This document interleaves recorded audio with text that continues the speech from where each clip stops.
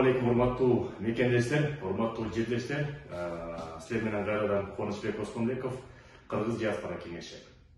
Бүгүнкү биздин маалымат ролигибиз болсо, Россия жергесинен ипотекага үй алуу боюнча болмокчу. Өзүңүздөр билгендей, жакын арадан баштап Россия Федерациясынын банктары кыргыз жарандарга ипотекага батир бере баштады. Бул негизи жакшы жаңылык, бирок ошону менен биргеликте баягы кылмыштуулуктагы көбөйүп кетти.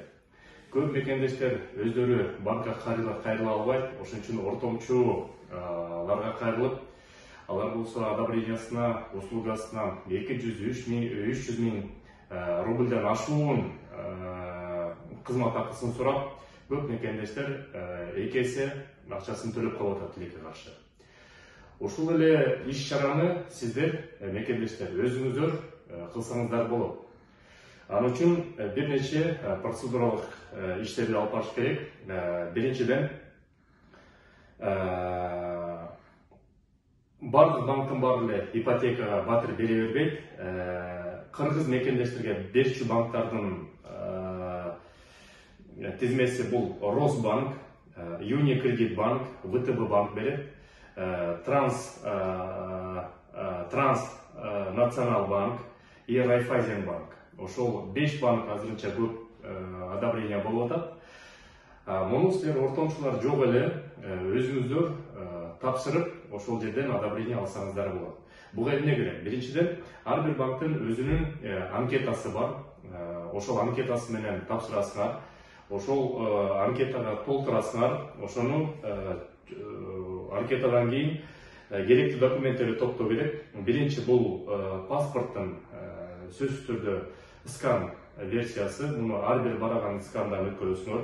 Ошонун нотариустан котормосу керек, сөзсүз. Андан тышкары ИНН СНИЛС болсо, силер муну дагы бекер эле МФЦдан барып алсаңыздар болот. Азыр паспорттун негизинде, регистрациясынын негизинде.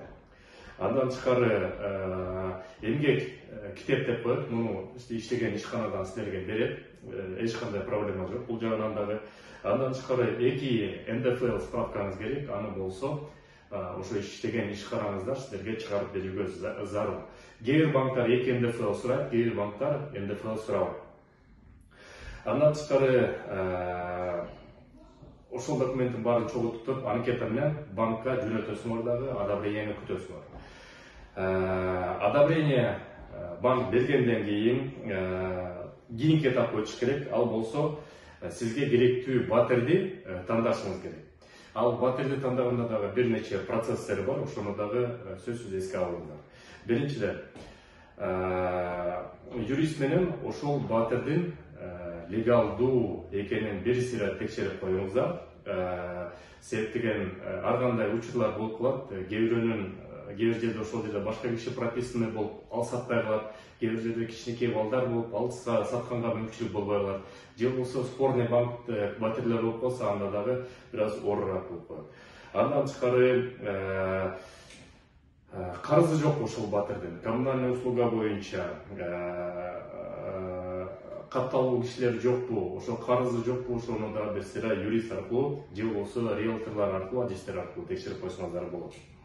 Сөзсүз күйөөсүнүн же аялынын макулдугу керек. Ал болсо, макулдук болсо нотариус менен согласие деп туруп берилет, орус нотариустар. Ошону да сөзсүз алыш керек. Андан тышкары батирди силер тандагандан кийин банктын стандартына жараша банктын адиси келип туруп оценщиклеп коет. Ошол жердин батирдин баасы дал ошол баага келеби деп туруп бир сыйра оценка кылат дагы.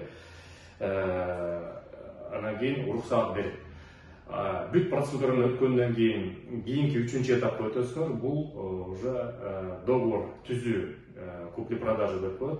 Муну болсо банк аркылуу түзүп атканда эки учур менен, биринчи аккредитив системасы менен которсо болот. Батыр сайтечүүгө. Экинчиден болсо акчаны алып туруп ячейкага саласыңар. Ячейкадан анан кийин договор келишим түзгөндөн кийин, батыр өткөндөн кийин бересиңер.